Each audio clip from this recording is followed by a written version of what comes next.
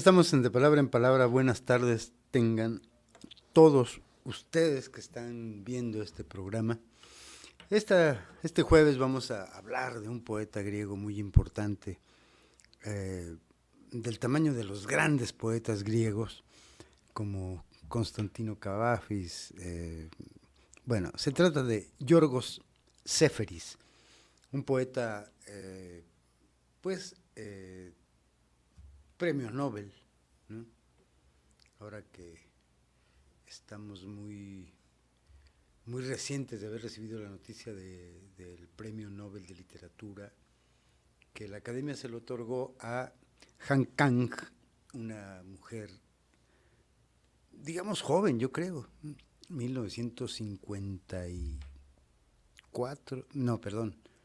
54 años, o 53, nacida en los 50, ¿no? 60, más o menos. Joven, diría yo. Yo creo que una persona a los 54 años goza de cabal juventud todavía, muy entera, ¿no?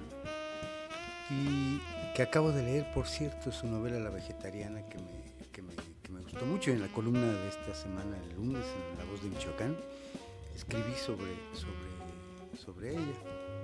Una sencilla escritora, una mujer muy coherente muy congruente con su trabajo en la literatura. Yorgos Seferis es un poeta,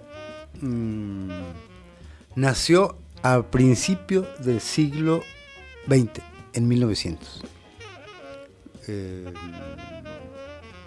en Esmirna, una ciudad que ahora es parte de Turquía.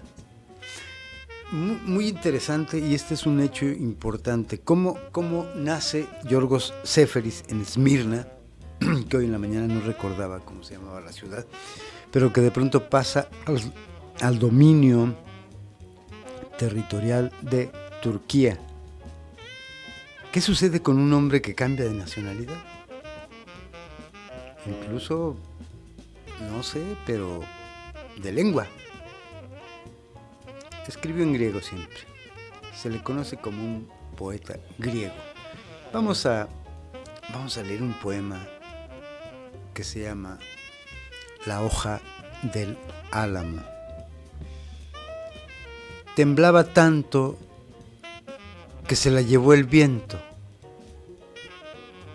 Temblaba tanto como no se la iba a llevar el viento.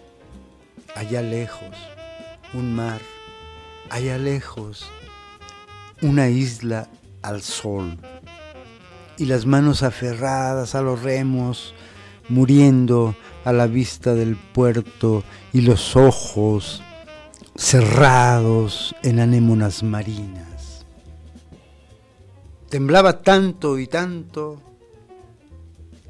la he buscado tanto y tanto, en la sequía de los eucaliptos, en primavera y en otoño, en todos los bosques desnudos.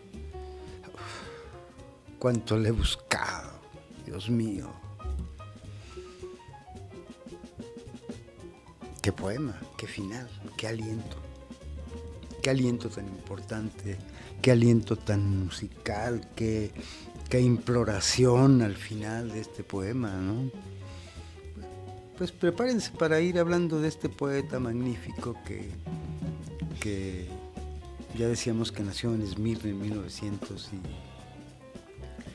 y heredó el gusto de la literatura de su padre. A los 14 años ya escribía poesía, poco después de que cambiara de nacionalidad la ciudad. Terminó ya los estudios básicos en Atenas, se fueron a Atenas.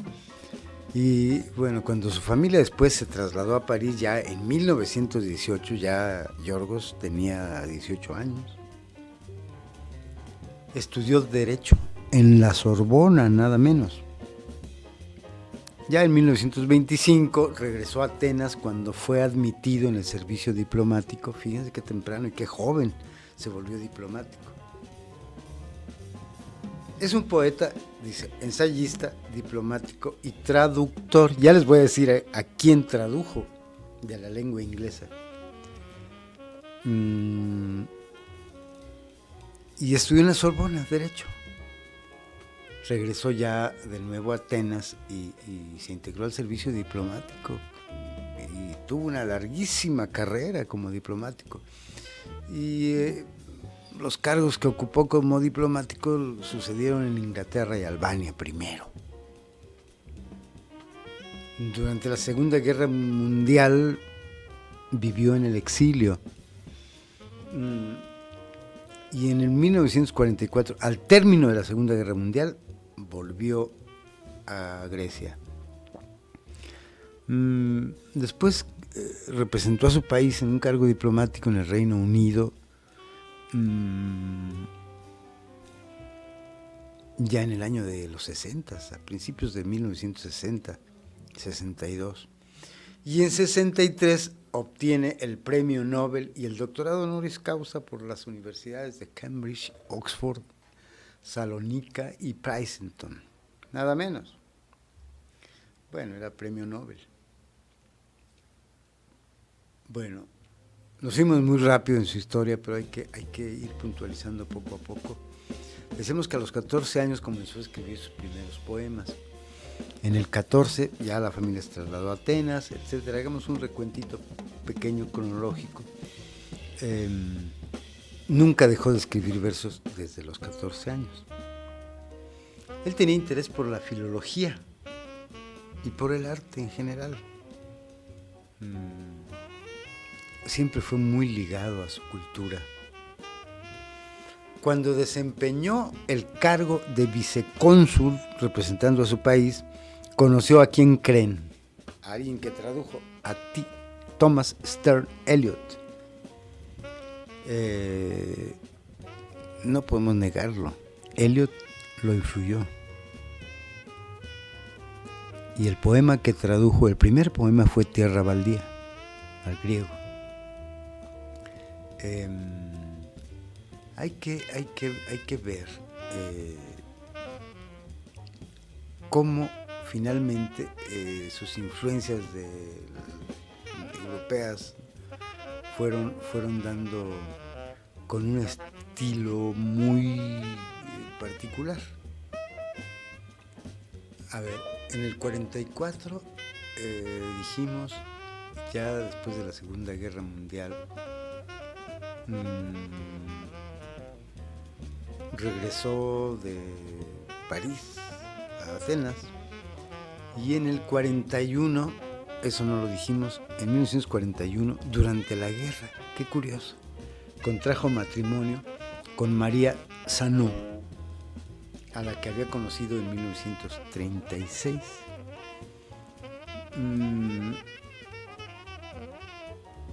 Ahí hay una cosa, dice, durante la Segunda Guerra Mundial acompañó a los políticos griegos en el exilio, viviendo en Creta, Egipto, Sudáfrica e Italia. Los exiliados de la Segunda Guerra Mundial fueron errantes. Todo exilio es una errancia.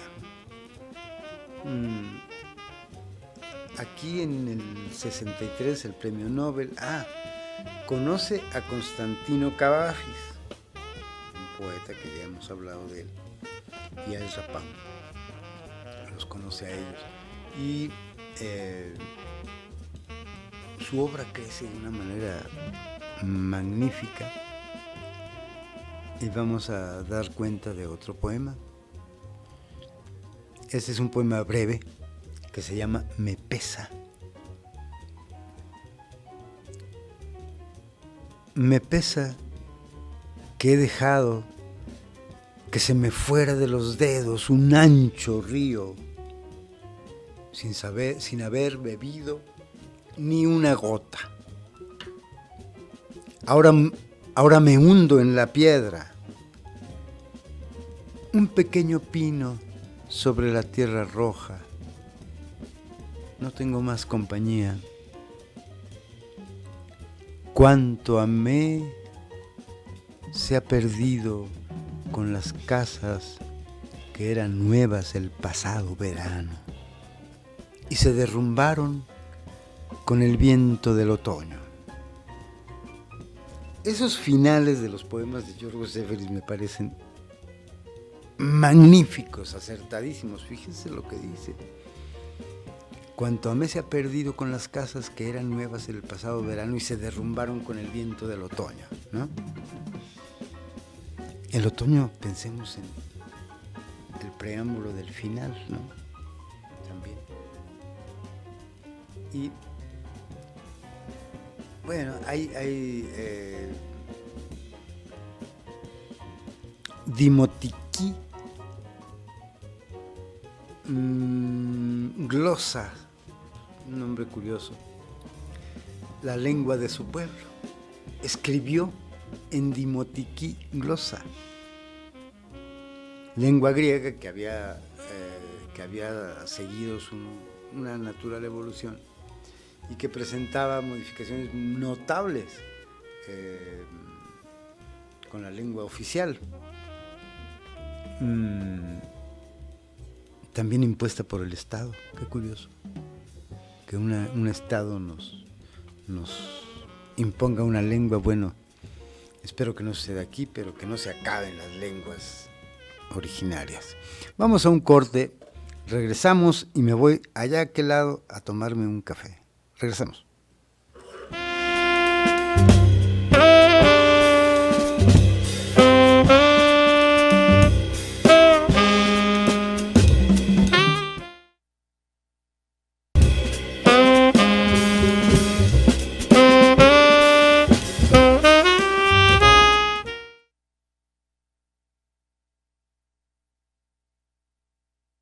De café. Yorgos Seferis, un poeta que, fíjense que cuando lo conocí me cautivó mucho sus poemas. Hay una serie de poemas que se llaman, no sé dónde dejé el libro, pero traía un libro que está coleccionado en la serie de los premios Nobel, una colección azul muy bonita de pasta dura, y me cautivó mucho esa última parte de ese libro, que son unos poemas que los llamó él, déjenme les digo, poemas escondidos. Aquí hay una cosa, un ensayo que me encontré, ahorita voy a decirles de quién será, no recuerdo. Como extraje algunos fragmentos de ese ensayo y no puse el nombre del autor, pero se los debo. Hay una cosa que dice que me parece muy interesante. Dice, la historia, lo que acontece, opera sobre el mito, recreándolo y actualizándolo. Hay que recordar que los griegos tienen una mitología importantísima, muy enriquecedora para aquellos que piensan, aprecian, viven la imaginación, ¿no? El mito homérico, por ejemplo, Ulises, después de muchas penalidades, podrá, por medio del viaje, retornar al hogar. En Yorgos Seferis, el viaje es un viaje sin rumbo, porque el hogar, Esmirna, se perdió sin remedio. Viaje sin fin, pues la añoranza no se alcanza, persiste. Seferis actualiza el mito del viaje para convertir al viajero en exiliado. Lo traumático, la añoranza, la melancolía, la desolación, los estragos del tiempo y un claro compromiso ético. Fíjense, un claro compromiso ético son rasgos de su poesía. Eso dice este ensayo. Es importante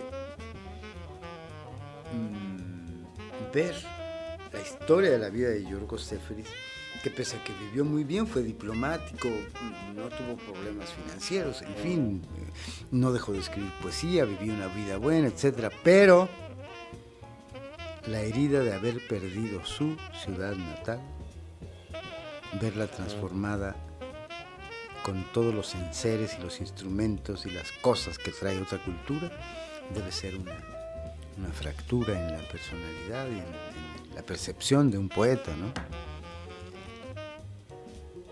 Leemos otro poema, ¿qué tal? Este se llama Negación. Oigan.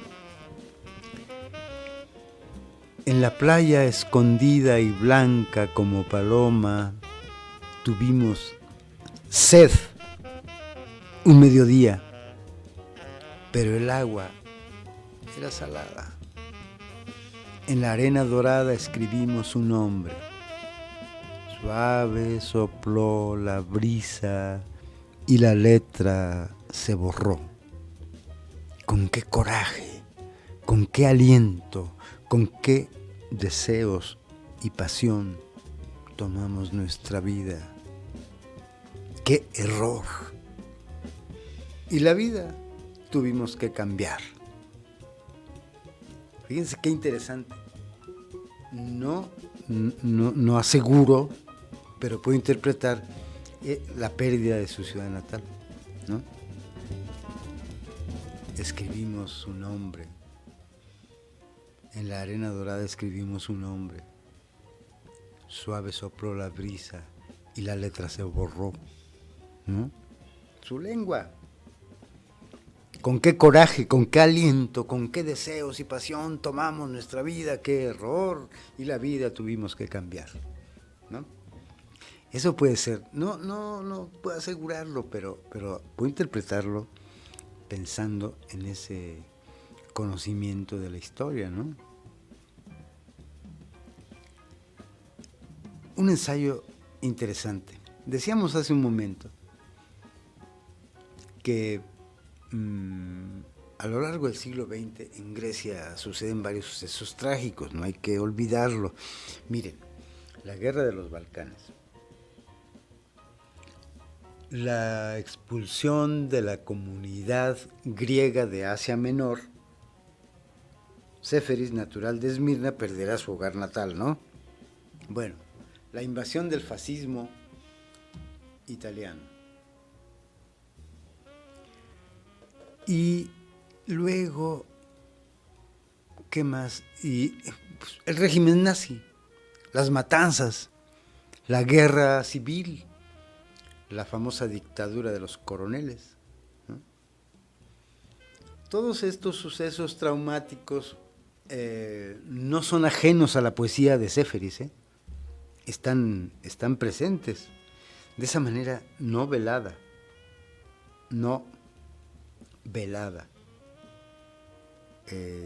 sugerida finamente con las imágenes del poema, ¿no? Trascienden esos fenómenos, esos hechos, esos eventos traumáticos, ¿no?, de Europa. Y bueno, después hace una cosa muy interesante, como todo eso, toda esa historia de catástrofes humanas, ¿no?, va adhiriéndolos a los personajes suyos, griegos, de la antigüedad, los filósofos, los mitos, las criaturas mitológicas, ¿no? Bueno, es una desolación del siglo XX la que vive Séferis, que no la pasa por alto. Decíamos, pese a su vida diplomática, bien cimentada, bien, ¿cómo se dice?, bien sustentada, ¿no? No se quitan, las tragedias no se olvidan, no se hacen a un lado. Y bueno, Séferis lo ve como el siglo XX como una tierra baldía. Por eso le gusta el poema de Eliot, Tierra baldía, y es el primero que traduce al griego. O es un desierto, por citar un poco a Cavafis, ¿no? En fin, vamos a leer otro poema porque como yo pierdo la idea del tiempo. Vamos a leer uno que se llama Desasosiego y luego leemos 4 haikus esa es una novedad que Séferis haya escrito haikus muy buenos.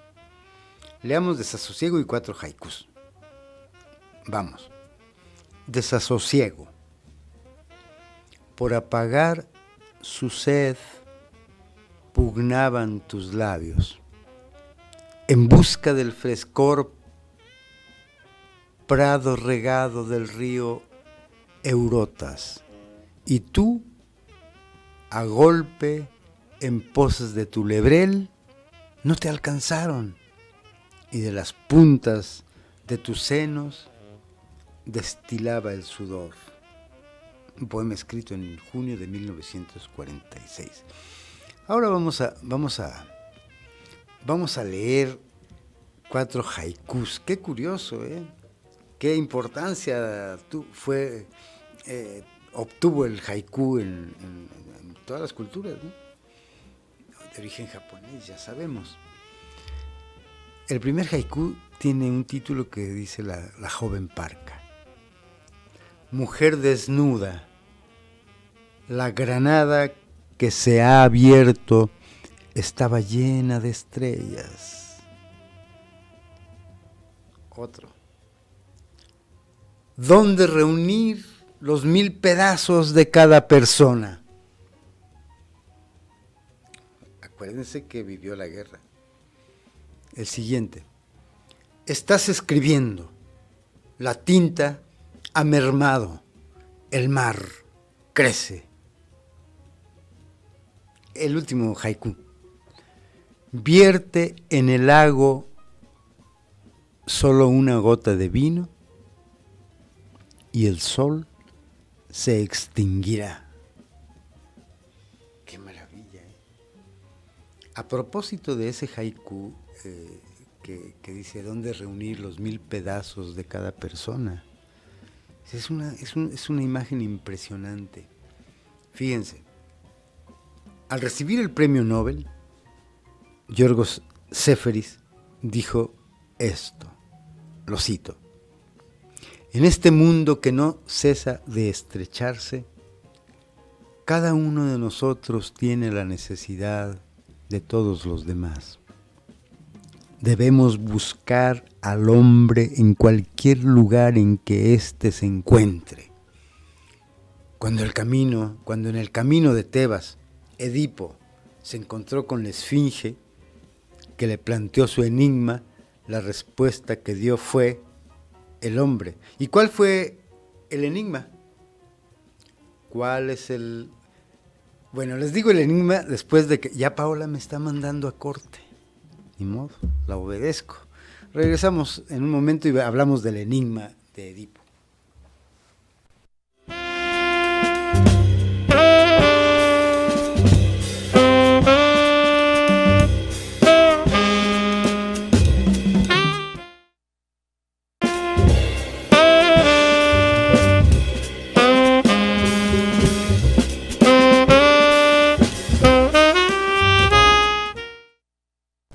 Ya estamos de regreso. Miren, Séferis durante su discurso al premio Nobel habla de que Edipo se encontró con la esfinge que le planteó el enigma, el famoso enigma que dice, espero no equivocarme, ¿cuál es el animal que en la mañana camina en 4 patas, a mediodía en 2 y en la tarde en 3? Y Edipo lo resolvió, respondió el hombre, ¿no? Recuerden que cuando Edipo llega, ha asesinado a su padre y se casará con su madre, tendrá que llega a Tebas y lo premian, lo hacen rey, ¿no? Después de haber matado a su padre, que era el rey, y entonces le dan a la mujer, que es su madre, la reina, que es su madre. Entonces, en fin, el oráculo le había dicho ya que eso estaba ahí previsto. Entonces dice Séferis, después de que Edipo contesta el hombre, ¿no? Dice, esta simple palabra destruyó al monstruo, que además también era la peste. Tenemos muchos monstruos por destruir. Pensemos en la respuesta de Edipo. ¡Qué maravilla!, ¿no? El hombre es la solución para derribar a los monstruos que han acechado la humanidad. Más o menos así lo entiendo. Un poema, Flores de la Roca. Flores de la roca frente al verde mar, vetas que me evocan otros amores, bruñidas por la lentitud de la llovizna, flores de la roca semblantes que llegaron cuando nadie hablaba y que me hablaron cuando me dejaron tocarlas después del silencio entre los pinos, las adelfas, los plátanos. Qué imagen poderosísima del mar, ¿no? Entonces, volviendo a esto, hay un planteamiento muy interesante en el discurso de Yorgos Seferis al recibir el premio Nobel. Habrá que también frecuentar sus ensayos, ¿no? Fíjense, hay una cosa donde habla de Ulises que se le aparece al poeta, ¿no? Es decir, Ulises, el gran personaje griego que fue muy útil para la poesía de Séferis, dice, se le aparece el poeta, Ulises se le aparece al poeta, cito, con el anhelo de ver otra vez el humo que sale del calor de su hogar y a su perro que ha envejecido esperándole en la puerta. Ulises reconforta a Séferis, ¿no? Ulises le regala a Séferis esto que hay en este verso, la mar azul, encalmada en el corazón del invierno. Pero recordemos que Esmirna ya no existe. El retorno al hogar ya es imposible. Ahí el poeta sabe, cito, que está oscuro, que está solo, oscuro en la noche y sin rumbo. ¿Qué mejor prueba de que se ha dado cuenta que perdió, de que le duele, que es una herida haber perdido la ciudad donde vino al mundo? ¿Ah? La vida entera es una odisea, ¿no? Entre peligros y desolación. Nadie llega nunca a ningún lugar, dice Séferis. Errancia, exilio permanente, viaje de la vida que solo encontrará su final en la muerte. Y cito otra vez a Séferis, el mar. ¿Cómo llegó al mar? ¿Cómo llegó el mar a ser así? ¿No? Una vez un delfín lo desgarró y aún otra más la punta de un ala de una gaviota. Desgarró al mar. Qué imágenes tan poderosas tiene Séferis, ¿no? Sobre el mar. El mar que nos amargó es profunda e inescrutable. Yo creo que lo inescrutable aquí que hace que se represente en la mar es la escritura del poema, ¿no? Ese tono muy oracular, ¿no? En el oráculo estaba escrito que Edipo mataría a su padre y fornicaría con su madre, y se cumple. Recuérdese la tragedia de Sófocles, Edipo Rey, donde llega, lo invisten como rey, le dan a la reina Yocasta, y finalmente un hombre ciego recuerda a Edipo por alguna manera en la percepción de los sentidos de este ciego, lo reconoce y dice, yo fui a tirarte al campo, a que te picaran las hormigas, de donde lo recogieron algunos pastores y lo llevaron a un pueblo vecino, y después se dan cuenta que ese niño es noble. Se llama Edipo porque tiene los pies hinchados de los piquetes de las hormigas. En fin, esta mitología y esta historia griega está muy... en la poesía de Séferis está como la sangre que circula, ¿no? No puede abandonar él su cultura, como también nosotros no podemos abandonar nuestra cultura, nuestras formas de vida, nuestras mitologías, ¿no? Al escribir poesía. Vamos a propósito de esto, leemos Balance, un poema breve escrito en 1954 que dice: he viajado, me he cansado y escrito poco, pero pensé mucho en el regreso. 40 años. El hombre en todas las edades es un niño.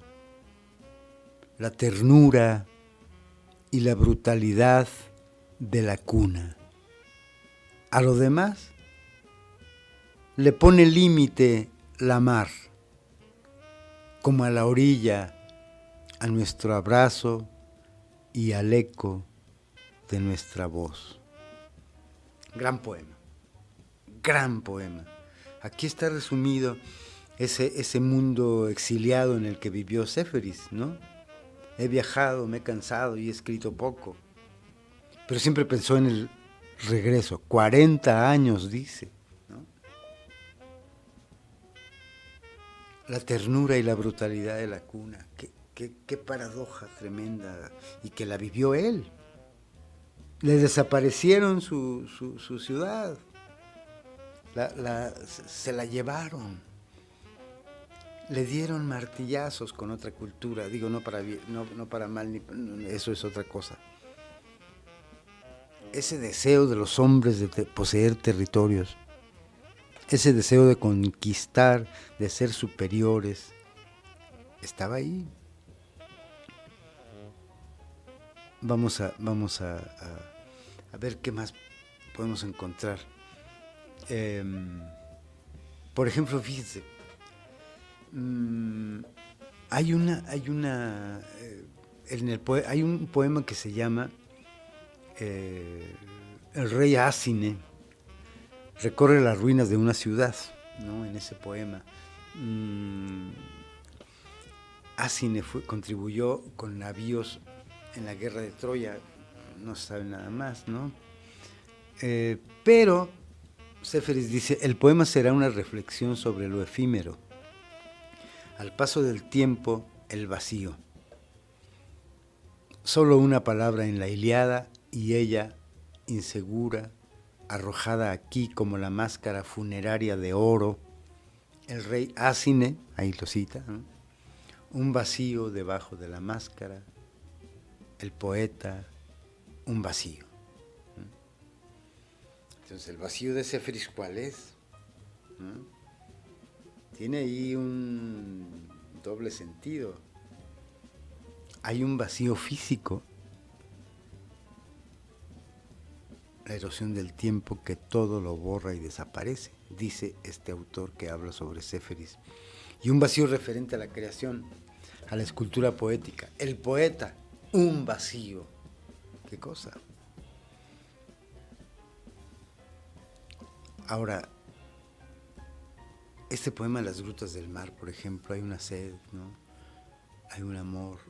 El balance es el que acabamos de leer, donde dice que ha viajado y siempre quiso regresar, como es natural. Como es natural, todos quieren regresar. Incluso, ahorita recuerdo una salsa de Rubén Blades que dice, habla de todos quieren regresar a su hogar donde nacieron, ¿no? Es una especie de impulso natural. Vamos a leer un poema más que se llama En las grutas del mar. En las grutas del mar hay una sed,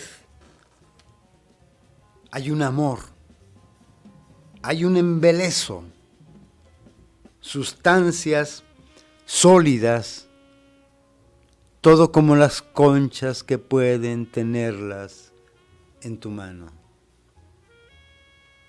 Sustancias sólidas, todo como las conchas que puedes tenerlas en tu mano.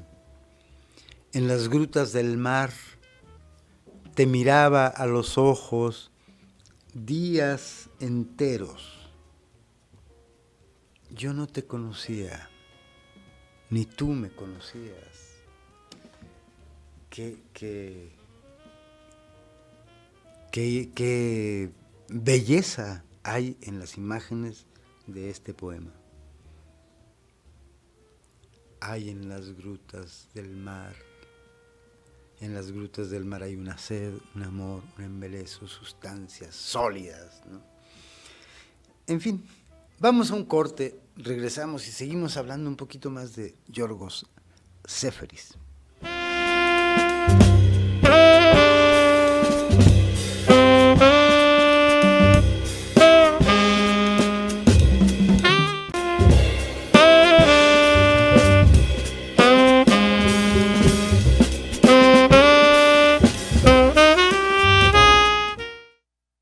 Fíjense que a propósito de lo que dice Yorgos Seferis, dice, el poeta un vacío, ¿no? A propósito de eso, Seferis dice, lo cito, todo poeta auténtico siente el vacío dentro de sí. Le parece estar en la selva oscura, solo y sin ayuda. Entonces comprende que es preciso abandonarse a ese vacío. Su momento más difícil es la lucha por descubrir la voz que se identifique y se incorpore a las cosas que quiere crear, o si se prefiere, que al nombrarlas, las crea. El punto máximo al que tiende el poeta es poder decir, hágase la luz, y que se haga la luz. ¿No? Qué interesante. Esto está en la poesía, en la poesía griega, el estilo griego, tomo 2. Ahí está citado. Ese sentimiento de eternidad, ¿no? En ese capítulo. También creo que hay que nombrar algo para que exista. Dice, en 6 noches en la Acrópolis. Fíjense, nombrar algo para que exista. No puede existir aquello que no es nombrado. No puede existir en la mente del hombre, supongo, ¿no?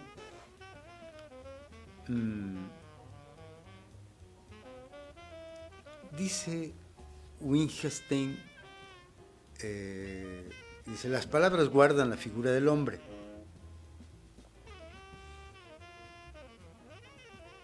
Cuando el hombre ha huido, ya no está.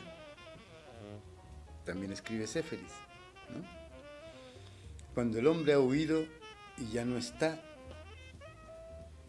la figura de las palabras, la figura que emanan las palabras no está, ¿no? Tampoco. Aquí hay una cosa importante. Miren, un poema que ese no está ahí, se llama Anhelo. Y no estaba planeado leerlo, pero aquí lo encontré. Dice, sin color, sin cuerpo, este cariño que vaga disperso, apiñado, una y otra vez disperso, palpita, sin embargo, en el bocado de la manzana, en la incisión del higo, en una cereza grana. en el grano, en una cereza grana, en el grano de un racimo, tanta Afrodita difusa por el aire, dará sed y palidez a una boca y a otra boca sin color, sin cuerpo. Interesantísimo esta parte. Hablamos poco de la vida de Yorgos Seferis. Más bien, todo eso que nos evoca es impresionante, ¿no? El primer libro de poemas de Seferis se publicó en 1931, se llama El Momento Crucial. Ya recordé el título, que le da título a un libro, esos poemas que yo leía con mucha fricción cuando conocí a Yorgos Seferis, cuando descubrí la poesía de Yorgos Seferis, leía en ese libro 3 poemas secretos, que son muy buenos. Es un poco sobre... Tocó la guerra, ¿no? Lo tocó la guerra, fue lastimado por la guerra. Vivió las 2 guerras. ¿No? Creo que de cerca. Bueno, todos esos sucesos trágicos que le ocurrieron en su vida, ¿no? Fue notable. Fue un poeta reconocido. Fue un poeta amamantado por los elogios públicos, ¿no? Digo, fue premio Nobel. Fue diplomático. Ya encontré la fecha de su nacimiento. 13 de marzo de 1900. En esa ciudad que se volvió turca. Esmirna, que por cierto le voy a mandar un mensaje a un amigo con quien conversaba y no recordé el nombre de esa ciudad. Y él justamente está estudiando la historia de Turquía. Entonces es importante. Los turcos tomaron Esmirna, ¿no? Fue en los años 20, entonces él tendría, bueno, y era un joven. Ella no estaba ahí, me parece. Pero bueno, volver a Esmirna, encontrarse con que ya no es su tierra, ¿no? En fin, otra cosa notable es que escribió en una lengua, la lengua del pueblo, ¿no? Que aunque fue imposición como lengua oficial por el Estado, es una... A ver, la lengua oficial también se llamaba Casarebusa. Y bueno, explorando esa lengua, Seferis quiso tener experiencias con la historia y con la mitología, ¿no? Hay que sintetizar cuál fue su principal fuente de inspiración. Fue nada más y nada menos que la Odisea de Homero. Particularmente esa fue su mayor fuente de inspiración en su vida poética, ¿eh? Hay muchas referencias, hay mucho acercamiento a ese mundo de la Odisea.